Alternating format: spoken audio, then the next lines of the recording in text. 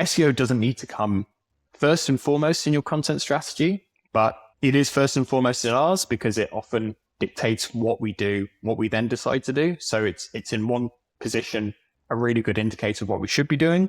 And then from a second standpoint, technically, it really helps us to ensure that we're not just ranking in those areas, but that the site is performing in the way that it should from a UX perspective, and also helping bots who land on the site to crawl.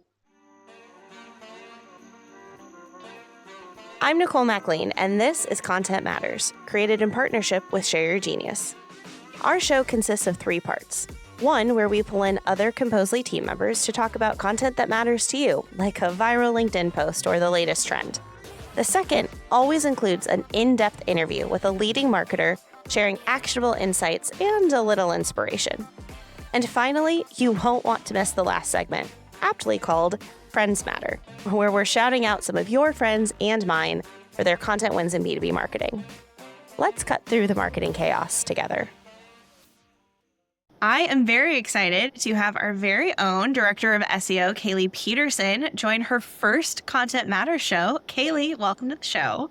Hi, thanks for having me. Excited to be here. You're welcome. I love that everyone gets to experience your little mermaid moment that's happening right now. New year, new me. I'm lava girling it up right now. I think it's really getting the creative juices flowing. You know what? Creativity and SEO actually do go hand in hand, despite what people might think. Yeah, it is not just a data field. It's the left and the right brain. It's a whole brain field. We love left and right brain things. Why we love marketing, because you need both. I had to bring you on the show because there is this new trend in SEO, as there always is, of this idea of there's no more SEO. The search engine optimization is dead. Instead, think of answer engine. Is that even answer AEO? Answer forward, answer first. Is this a trend we should be paying attention to? Is this the new era of SEO? Is your title now actually Director of AEO? Tell us what we should be paying attention to. Yeah, I think if I got paid every time someone said SEO is dead, I could retire by now. Every year there's something new. AEO is one of those. I think it's an interesting concept. So what is it? AEO's answer engine optimization. It has a lot of other names. I've heard generative engine optimization. But the short and long of it is basically instead of just capturing your standard Google search, you're going after the AI search engines, the Bard, the ChatGPT, going after voice search. So the Alexas, the Siris of the world, basically any way that people search that isn't typing a query into Google is trying to be captured by AEO. But at its core, I think most of it is still SEO, which is what we're finding. Google really nailed those principles and really nailed the algorithm when they first built it. And so even as it continues to evolve, I think we still end up going back to those really basic SEO principles too. We just love to put new names and tie things up in shiny new bows. Right. Well, that's how we go viral on LinkedIn and generate a whole new bunch of demands. Do not knock a marketer. Say that 5 times fast. Exactly. We are doing our best. And if AEO gets someone in, I'm not going to judge you for it. But it's still search. It's just, I think the goal of search has always been understanding the intent, understanding user behavior. How does someone want to find information? And now it just happens to be that it's a little more answer based. It's more question and answer. People are leaning into long tail questions. I had a prospect I was talking to. The prompt he told me he used in order to find Composely, it was the longest, most thorough prompt I've ever seen. The amount of long tail keywords in this thing that no one would ever put into Google because you just didn't think that Google would be able to handle that. And so it's just an evolution, but maybe it sounds like not a net new principle. I think evolution's the perfect word for it. I think SEO has had a lot of different versions of itself throughout the year for sure. And I think when we look at AEO and the way the AI search models are working, it just comes back to people will always ask questions. Until the end of time, people are going to ask questions. What changes is where they ask those questions and how they ask those questions and how they expect to get those answers. I think when you look at SEO, you used to have to expect to sort through a website and really scroll and click through 2-3 pages of search results to get what you wanted. Encyclopedia Britannica, find the index on the page. And you have to really used to do some research. You really had to look for what you wanted back in the day. And now we're in a place where Google's whole goal is you just never leave Google. You get it right there, 0-click search, an AI overview, there's your answer, and you go. And we know that those aren't always accurate, and people's search habits are habits. So it may be a long time before we get really away from Google. But I do think the people that are going after AEO are really honed in on something's changing. Something feels different. The way that content ranks feels really different. So when we look at making a shift, it's not even really getting away from SEO. It's kind of just adding on, how do we do what we know works, what's always worked, and also make sure we're capturing these new ways to search and these new ways to be found too. So yeah, how do we do that? Because it doesn't sound like we can just keep going after a list of keywords and magically see organic success. What we've seen so far in terms of what's working for AI search results, AI overviews, answer, whatever you want to call it, is that a lot of it is question and answer based, and a lot of it is how easily consumable is your content. Because at the end of the day, humans are reading your content. The goal is that they get to your site, they read the content, they love it, they convert, you get leads, it's great. But to get in front of humans, that content's read by essentially a robot, first and foremost. Google crawlbot, by the AI crawlbots. And what we know now about a lot of, especially the AI crawlbots, is that in essence, they're kind of lazy. If they can't easily scan your content and get the answer, they move on or they make it up, which I think anyone who's used ChatGPT has noticed, like, you have to kind of go back and forth to get, are you sure that's right? Did you really look at the website? So I think we know that they're not as thoroughly crawling websites as we'd hope they would be to be a search engine. What that tells us about building content in SEO is that it's got to be scannable. It's got to be really modular. It's got to be packaged so that anyone, robot, human, can open a web page, ask a question, and get an answer right off the bat. And on our end, what we're doing to kind of update to that is adding things like key takeaway summaries. So the article starts with, here's the 4 highlights, the big ideas that you want to know.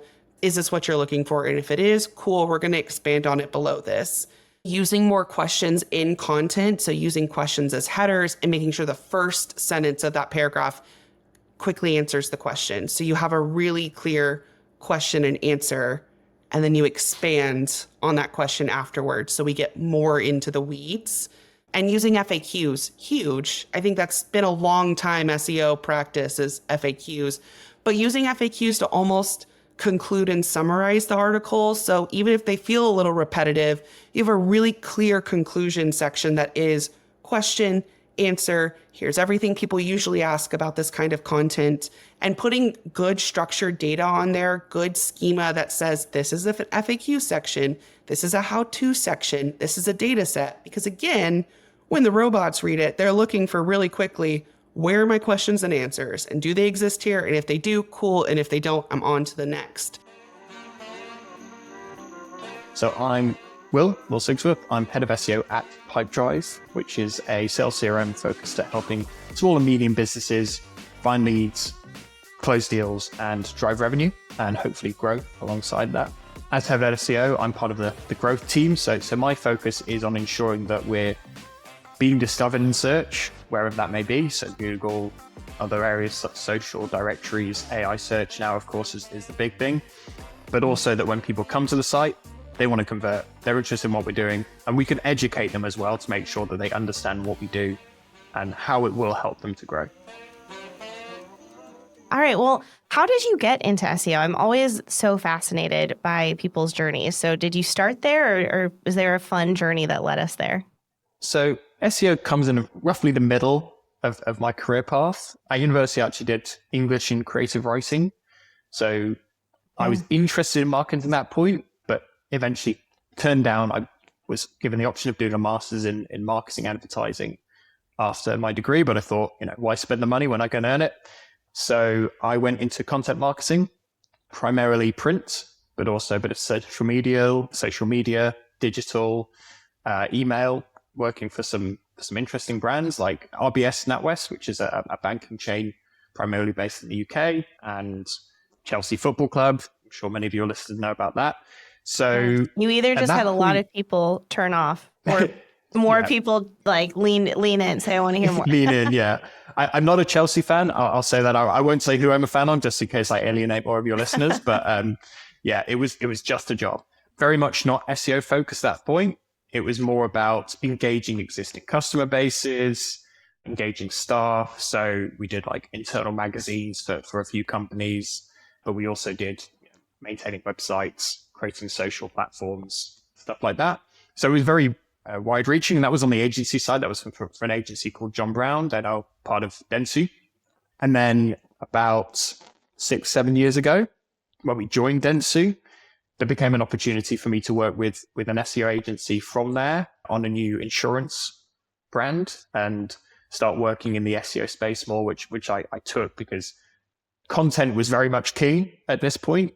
But I realized that to fully understand the content that you needed to be producing, SEO was such a huge sort of identifier of the things that people were interested in.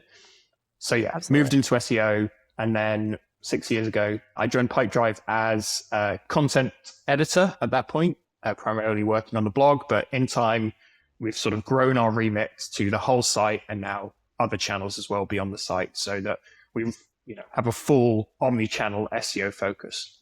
Well, it's so great to have someone who started in content and then learned SEO, because I think we have so many conversations with clients and prospects on, I don't think anyone thinks content and SEO are ever at odds with each other, but I think it's always just trying to discern based on goals, based on the state of your site, based on a lot of things like which should take more priority. You lead with SEO first, or do you need to say, okay, technical is good, we can be found, the site loads quickly, like we really need to focus on the quality content and just make sure that we have, a thoughtful strategy and good keywords. So I'd love to hear just how you've seen content and SEO play together to produce the best results for folks. Sure. I think you've touched on it there, really. It's all about ensuring that you're producing the content that people are interested in. And SEO is a really good indicator of what people are searching for online. It's what they're asking at that point in their search. So it gives us a good idea of where they are in the journey. It gives us a good idea of what sort of solutions they're exactly looking for. What you've heard and what many content marketers think that they can be at odds with each other, content and SEO, is true. It's a fair statement. But if you prioritize messaging, thought leadership, delivering your expertise in a way that will solve people's problems and also educate them at the same time, then even if you're not thinking about SEO, you're probably doing the right things from an SEO perspective. So SEO doesn't need to come first and foremost in your content strategy, but it is first and foremost in ours because it often dictates what we do, what we then decide to do. So it's in one position, a really good indicator of what we should be doing. And then from a second standpoint, as you mentioned, like technically, it really helps us to ensure that we're not just ranking in those areas, but that the site is performing in the way that it should from a UX perspective, and also helping bots who land on the site to crawl. Yeah, I love what you said about if you can educate, be found, and solve problems at the same time with your content, odds are the results and the rankings are going to follow and the engagement's going to be there. Exactly. I've worked with a couple of startup businesses recently where they had no SEO strategy before I sort of delved into their numbers. And in both cases, and I'm sure it's the same for many startups that already have a web presence, you'll probably already be ranking for keywords that are relevant. You'll already be doing some of the right things, even though you've never thought of it before. You mentioned thought leadership, and this has been a trend I've seen specifically over the last year. Maybe it's because of the rise of AI. Maybe it's just where we're headed. But more and more folks are saying, I do want to invest in content. I do want to invest in organic. But I also want to make sure the content isn't just for a keyword, that it is engaging and that our buyers would want to read this. And yet there's also just the reality of you don't want to write for the algorithm, but there is some of the kind of foundation building of what I call like 101 content. Like you have to answer to Google, like, what is a CRM? You know, your buyers may already know what that is. Your buyers may not want to read that article because they're maybe a little more sophisticated. But like, how do you balance your content strategy to create that thought leadership and engage with clients, but also make sure that you're kind of following those foundations of SEO? Sure. So in reality, we like to jump through a few of the hoops that are there. We like to make sure that we have our keywords in the right places, the structure of the article. We have schema, markup, or structured data like FAQs. We're doing all of that from like a technical perspective, but also ticking some of the boxes from a content perspective. Once that's done, the priority is producing content that is clearly expert-led, that is unique, and that will leave people with an action point. And it doesn't need to be an action point to engage further with our product. It can be an action point to develop their plan further, to go to a next stage to learn more about the same subject. That's really what we're trying to do. But when it comes to our content, our strategy has always been to build out the bottom of funnel so that we're answering those questions with clear expertise and from a unique perspective. So yes, I'm ahead of SEO, but my background in content, creative, slightly journalistic side of things does mean that really my priority is to create content that will engage and give someone something different to what they've seen before. Where have you found efficient ways to get that internal expertise into the content, especially if maybe the marketer or the person in your position isn't that hands-on expert themselves? That's a very good question. This is really one of the biggest challenges is getting that stable of experts, thought leaders around the business. I'd say for smaller businesses, it's actually a huge advantage because many startups, small businesses, the founders, the early hires are very much still involved in all areas of the business. Rely on that. If you're a founder-led business, if the founder's voice is there, use it as much as possible across all your content. For businesses of a larger size like me, from an efficiency perspective, what I found is we're producing content that's helping those teams that have the expertise. Find ways to negotiate time with time-poor teams in a way that benefits both of you. So, for example, we've launched authorship on the blog, and we've used many of our sales team to help ghostwrite articles. Oh, that's a great idea. Yeah, because obviously we're a sales CRM and we've got a great sales team who really know their stuff. I mean, they're selling to sellers. They're like, that's an intense place to be. That's, exactly. You really have to know your stuff. Exactly. Yeah. So we've said, help us with this authorship problem, and tit for tat, we're going to work with them to develop more case studies that they can put in front of prospects, that they can use to negotiate with potential new customers and really drive them through to the conversion point. Case studies, PDFs, any sort of sales collateral we can develop, because we're already kind of doing that with the content we're producing. We just need to reformat it slightly, maybe focus in a little bit more on the solutions and the features that are going to really push specific prospects to move through. Maybe look at new industry niches that we hadn't looked at before. And, it continually perpetuates a positive motion from, we're helping them with case studies. They're giving us new industries to produce content for. We're then taking those industries into our other content, producing there. So it can be really snowball into something really positive. So yeah, that's what I'd recommend. So you mentioned something about authorship. And so for maybe folks who aren't as familiar, don't live in SEO on the day-to-day, I think that has always been tied a lot to this concept of EEAT and showing authority. Can you maybe just speak to what is EEAT and how does authorship help or not help when you're thinking about creating authority on your site? So EEAT, especially in the last year, I mean, it's always been important, but especially in the last year and in the years ahead, it's going to become more and more important. So it's, expertise, experience, authoritativeness, and trust. It's basically exhibiting by what's on your website, not just the content, but everything. And not just your website, but all the domains linking to it, everywhere your brand is mentioned, that you know what you're talking about within your specific industry. Towards the end of last year, Google decided to change their algorithm, as they often do, and EEAT was at the forefront of that decision, and a lot of brands that were ranking for keywords that aren't related lost those rankings. Understandably, you don't want to be going to a car manufacturing website if you're Googling about potato crisps, potato chips, right? So it kind of goes back to what I was saying before about the way that you approach your content creation from an SEO perspective. Yeah, Google is saying EEAT is important. So produce authoritative, trustworthy content, expert-led, that gives a unique opinion so that it shows that you know what you're talking about. Go that extra step to say, okay, here's a statistic that you won't find anywhere else. Here's an original quote you won't find anywhere else. Here's a little graphic that we've developed to help illustrate what we're talking about.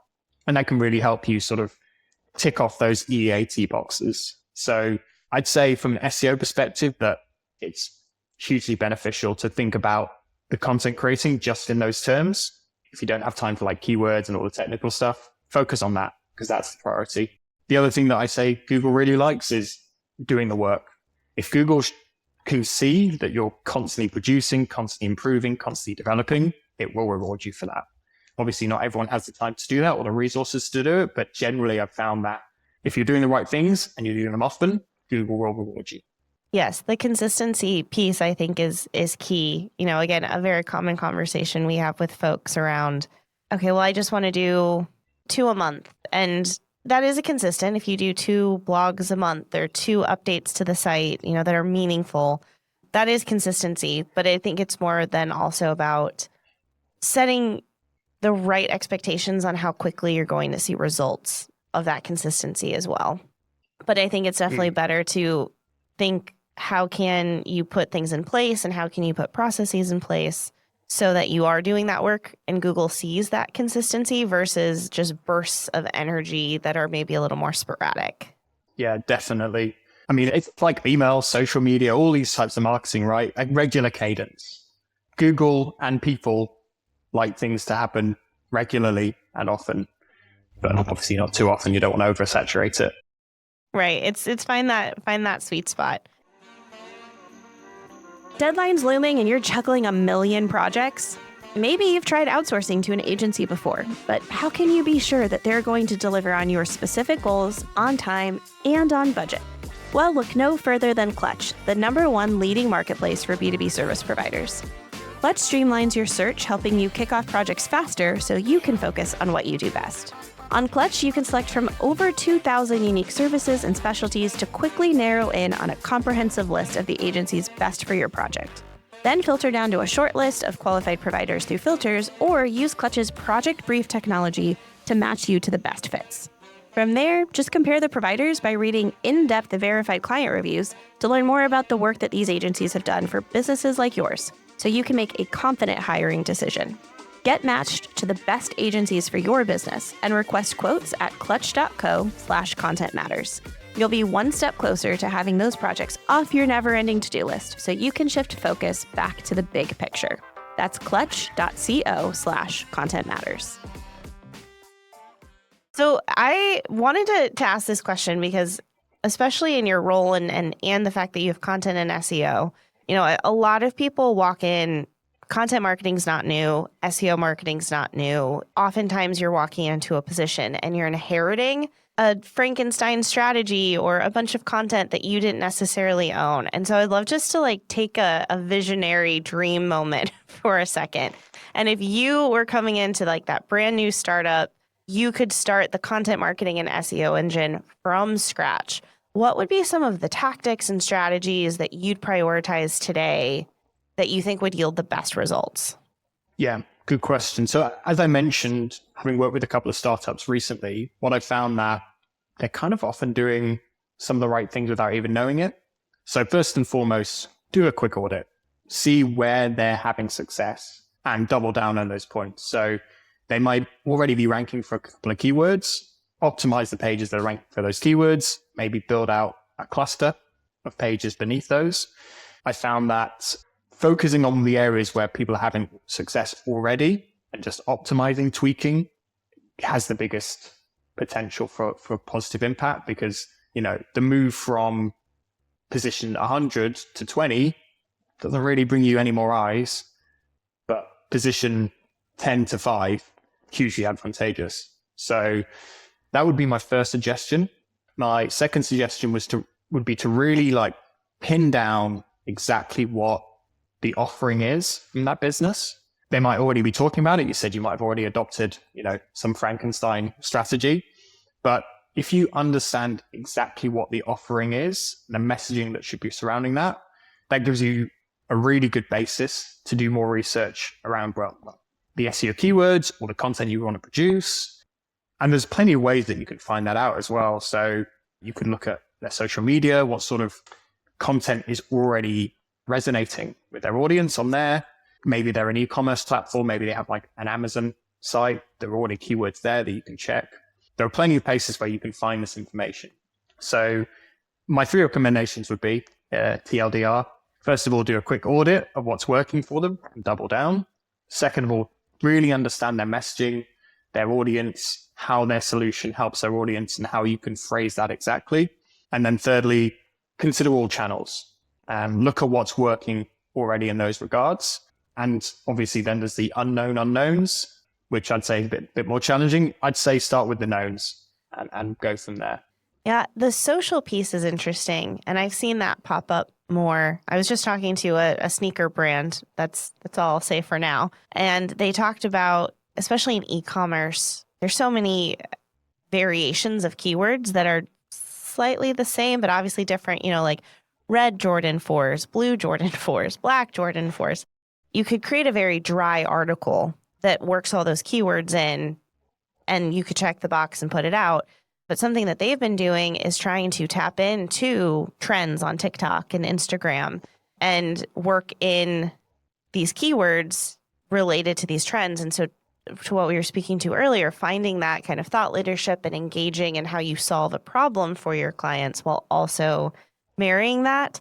So, what the example they gave is there's I guess I'm clearly not into fashion trends because I was like, oh, I didn't know this was a thing. But they mentioned that there's a trend to dress more monochromatically versus, really bold. And so they're like, we're going to adopt that and create a couple posts on how to, style different shoes in that monochromatic trend. And so to your point, I feel like SEO used to be like you find the keyword, you write a good post, you post it, cool, you're done. And now that omni-channel is so important. I feel like SEO has just gotten more complicated when everyone's looking for a silver bullet, and the world's like, nope, actually, more and more, you need many, many different tools in your arsenal here. There's not just that one thing that's going to work for you.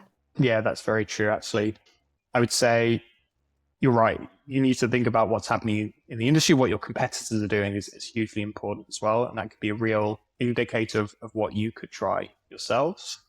Yeah, but there's no silver bullet. I think maybe I've been at risk of being a bit old school with some of my guidance so far. I would say that SEO is still very relevant, even in the world of AI. But you're right. There are a couple of things that people need to start thinking about more. Holistic across all channels, content, and making sure it's all working together. And we're not going to say old school. We're going to say tried and true. Tried and true, yeah. It's nice to hear that there is so much, AI, search GPT, and it's coming and we should prepare. And I actually just, fingers crossed, hopefully closed our first deal from someone who said, I found you through ChatGPT. I was like, wow, we are here. That is actually happening for people where that is now a true search function. But that doesn't mean that the tried and true staples of SEO can't also still yield really, really positive results for businesses. Yeah, definitely. And in fact, everyone I'm sure already knows this. AI search is still relying heavily on the algorithms that were put in place by the likes of Google, Bing, in order to surface the right content. So yeah, I would say when it comes to AI, you still have to focus on what works, but think holistically and lean on your pre-existing expertise, as mentioned with EEAT, and then just continue doing what works. Yeah. So with Pipedrive, the CRM, one could say is maybe a crowded space now, but you guys have been around for a while, have really good history and kind of aged brand. But how do you think about yourself in the market when there are a lot of tools now, and especially with like an SEO and content strategy where you really, I imagine you dig in and find your niche and just excel there. Exactly. Right? That is it. Yeah. So Pipedrive, as you mentioned, we've been around for over a decade now. We've had constant, consistent growth. We're loved by a lot of people. We rank well in a lot of different areas with customers and the industry alike. First and foremost, Pipedrive is product led. So we have like great developers, engineers, product managers who are constantly evolving our product, really understanding what the customer wants, what the voice of the customer is saying, and delivering. As you mentioned, the problem is it's a very oversaturated industry. There's a lot of competition. Our two main competitors are the big two when it comes to SaaS, HubSpot and Salesforce. Everyone's heard of those two. So how do we compete in that industry? It's, making sure that we find that niche and that we communicate it with absolute clarity. But also because a lot of people coming to CRM are from spreadsheets. They may not know actually what they're looking for, what they need. That's where content can help to educate, to answer those questions that, as I mentioned before, they're asking through Google, they're asking on AI search, they're asking on social media, on Reddit, on Quora. Answering those questions, being the first brand that they see, that's the challenge. And also targeting the right people is the solution, let's say. Great. So I'd say, really important to find your niche, try to boil down exactly what you do in a 2 to 3 word phrase or a couple of phrases. Do the same with your products. What are they? What do they do? And then use keyword tools like Google Trends, Answer the Public to find terms around that. And for some companies, it's easy. Like Pipedrive, we've got plenty. We've got Sales CRM. We've got Simple CRM. We've got CRM for real estate, CRM for different industries. Plenty there.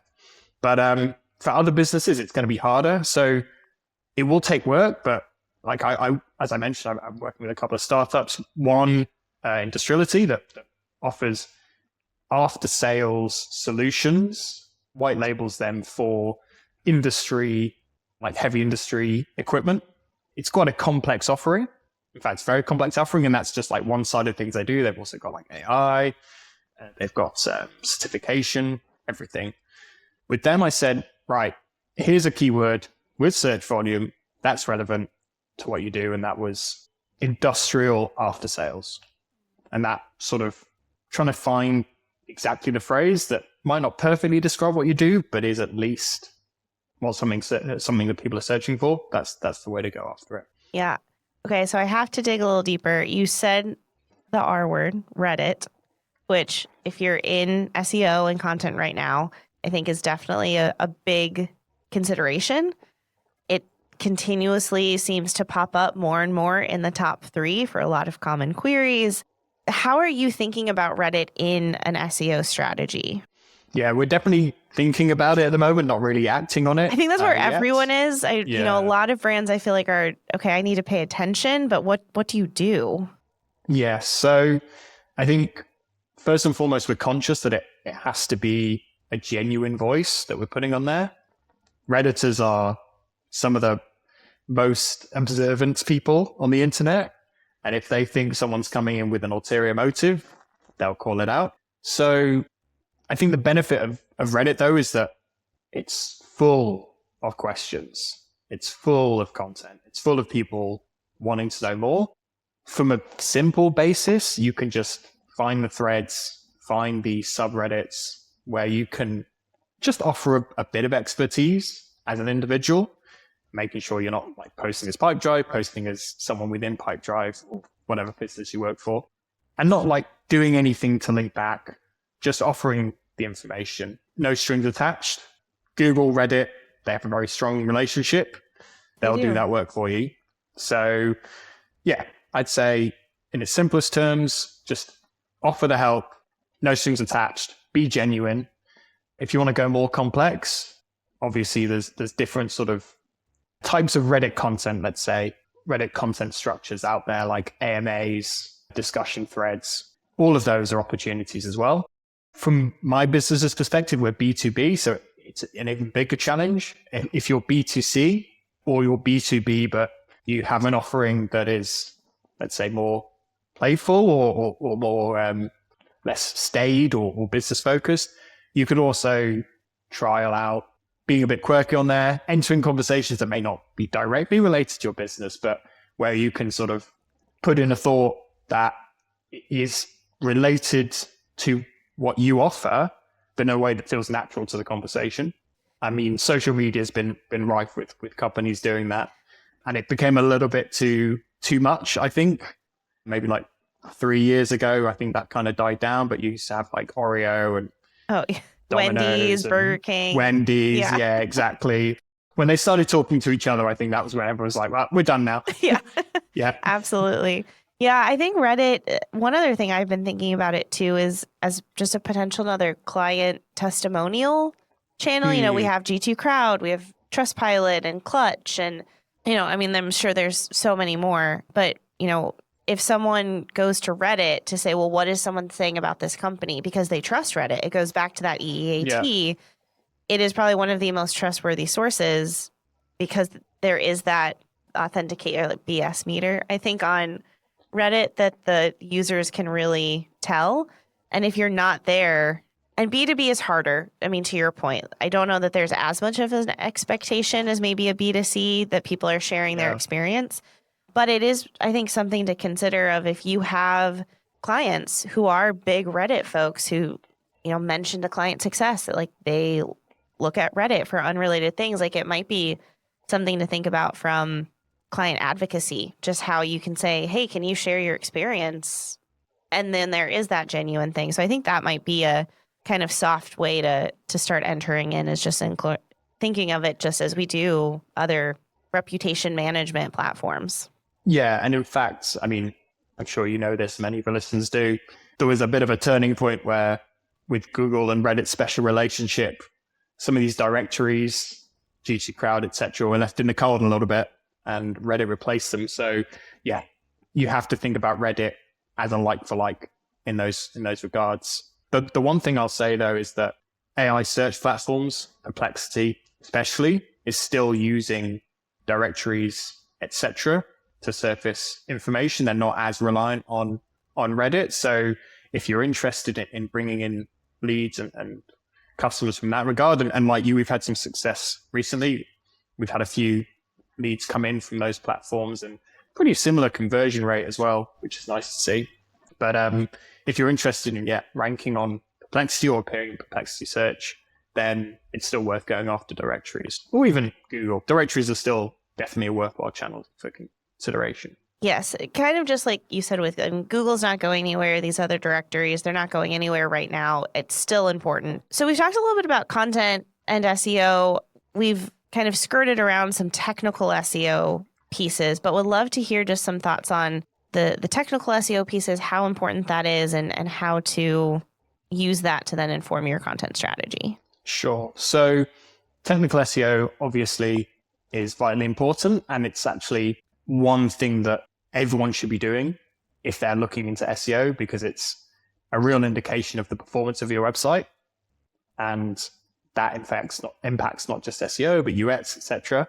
And also, what I'm hoping for the next year or so is that tech SEO, which is maybe one of the more unloved areas of SEO, will start getting more recognition, because with AI permeating public consciousness at the moment, I think there's more of a fascination in how AI works than there was in like Google algorithm or how Google surfaced what you found in SERPs.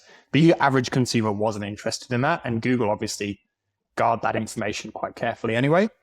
So I was hoping that because AI bots rely heavily on tech SEO to surface what's happening, and because there's more of a fascination in AI, maybe people who are interested in learning more get down that path to realize that tech SEO is hugely important and it should be something you're considering, both in terms of traditional search, but also especially in terms of AI search and, everything in between.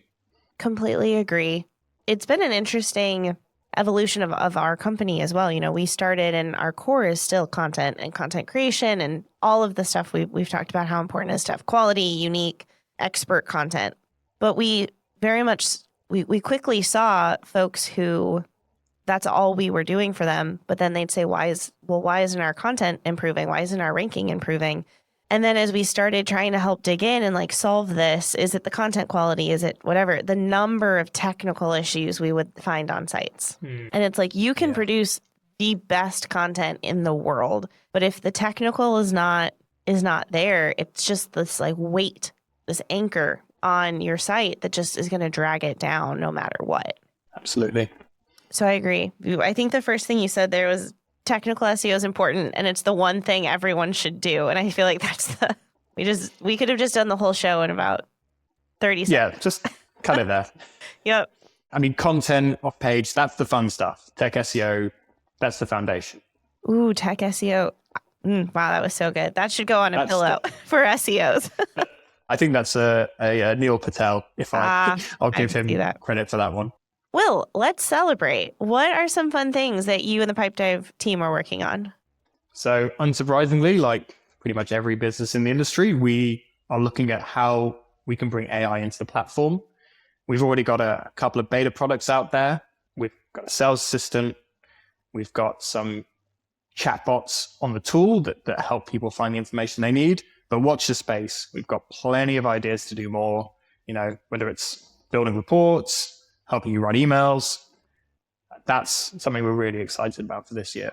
And probably some fun new keywords for you to go after as well.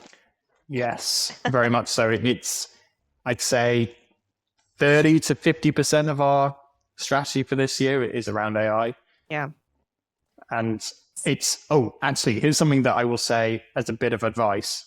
Keep an eye on AI keywords right now, because there's a lot of AI-related keywords where a number of terms that are distinct, but maybe not, have a lot of similar meaning, they have the same SERPs. That's going to change.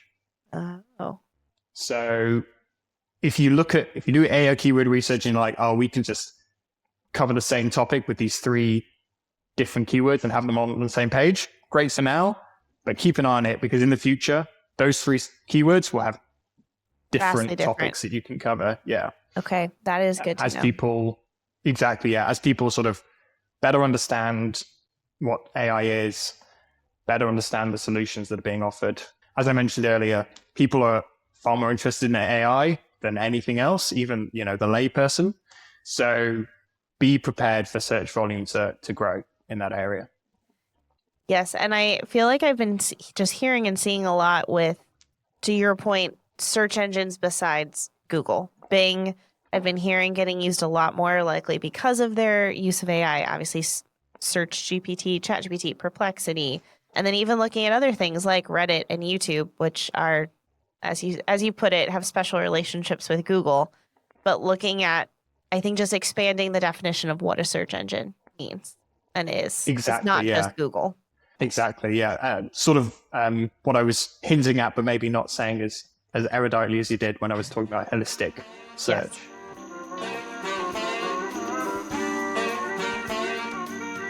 Welcome to another edition of Friends Matter.